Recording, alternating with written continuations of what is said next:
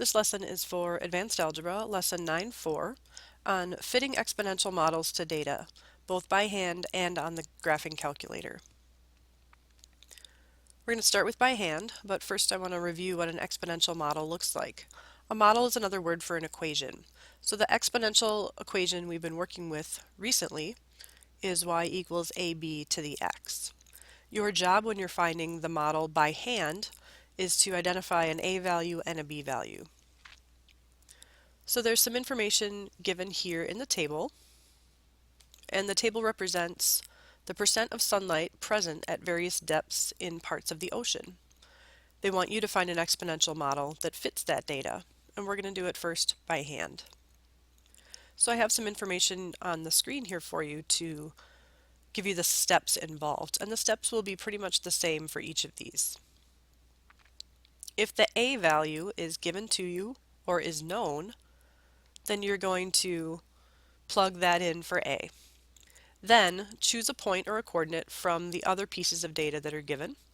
Plug that point in for x and for y into the equation and solve for b.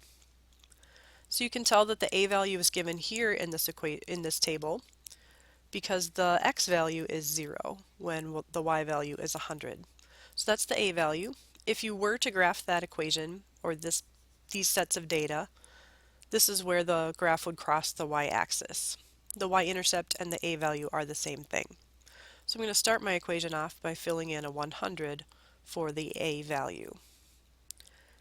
So b, x, and y are still available as letters. So now I'm going to choose one of the other coordinates to plug in. And I can choose whatever coordinate I want. Keep in mind if students pick a different coordinate from the student next to them, they might get a slightly different answer, and that's okay. I'm going to choose this coordinate. Remember that the first column given in your data is going to be your x value. Second column given is the y value. So if I fill in the y value that I chose, and then keeping the same a value, the b value I still don't know, and then the x value that goes with the y value that I chose is to the 40th. So now I need to solve that for b. The thing that's further away from the b is not the power but the 100. So I'm going to divide both sides by a 100. So that's going to move the decimal point 2 more places to the left. So I end up with 0.0001 equals b to the 40th. Whenever you have an exponent that you want to get rid of, you raise it to the reciprocal power. So I'm going to raise to the 1 over 40 power on both sides. Obviously you would need a graphing calculator to figure that out. That would not be something that you could figure out on a baby calc. So you would be allowed a graphing calculator at this point. 0.0001 raised to the 1 over 40th power. You're going to get a decimal for that, and you just round appropriately. Typically you're going to want a minimum of 2 coordinates, 2 decimals at least, unless they tell you otherwise. And so we're going to say that that's equal to b. And so now you have your completed equation. Just make sure you assemble all the parts. The a value is given in the table, so you have that. And then you have your b value, just making sure it's rounded to whatever is specified. This one doesn't specify, so we can round to whatever we'd like. And there's our exponential model. The other thing I want to mention is that it is possible to do an exponential model on the calculator. Whether or not the a value is given, you can always do what's called exponential regression on your calculator. But if the a value isn't given, you must use regression. So regression is available to you whenever, but know that if the a value isn't given, then you won't be able to do it by hand. So when the a value isn't known, you'll have to use regression. On the TI Inspire, you're going to type the data into a spreadsheet, highlight those 2 columns using your Shift key, and then you'll hit Menu, Statistics, Stat Calculations, and choose Exponential Regression from the list. You may get a pop-up window.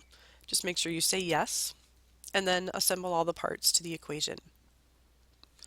So take a moment right now and type in this data into your spreadsheet. Notice that it's the same data that we had before with the exclusion of that original A value. Whenever you are working with a table of values, make sure you put in the entire table when you do the exponential regression. So if they give you the A value, you should include that if they ask you to do regression. But if they don't give it to you, like it's not given here, then you shouldn't type it in, obviously. So go ahead and type it in and then try the steps here, and I'll pop up the results on the screen here momentarily. So when you're done typing in your data, after you're done highlighting and choosing the commands given, the calculator should add some things to your spreadsheet, including an A value and a B value.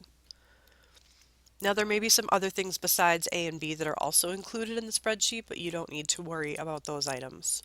So we can see here that our model is an A value of about 117. Again, you'd round according to whatever they tell you to round to. And the B value is about 0.79. And so your model in this case is just slightly different from the one that we found when we did it by hand. Know that that's okay if they are different, because you're using different methods to find your results. I'd like students to practice this one more time with the table that's given in book example number 1 on page 602. I'd like you to try it by hand using these two coordinates as the two that you're selecting, and then I'd like you to try it on the calculator as well. Pause the video and the answers will be displayed shortly. So if you do this question by hand, the A value is given as 1,000. I forced you to choose 20 for your X and 85 for your Y. If you plug those values in appropriately, you should divide by 1,000 first and then raise to the 1 over 20 power. When you do that on the calculator, and if you round to 3 decimal places, you'll get about 0.884. Know that that's the same as if you rounded to 0.88. So you could round to whatever there. 2 or 3 decimal places is always a good rule of thumb. So then I just plug that number in with the 1,000 for the A, and there's the model. When you type in all of the data, even though not all of it is visible on my printout here, type in all of the data, highlight it, again use the same commands, and they give you an A value and a B value. So you can see that our model on the calculator is just slightly different from the one that we got when we did it by hand. So we got about 992 for A and about 0.89 for B. So again, slightly different, but fairly close to each other in terms of their results.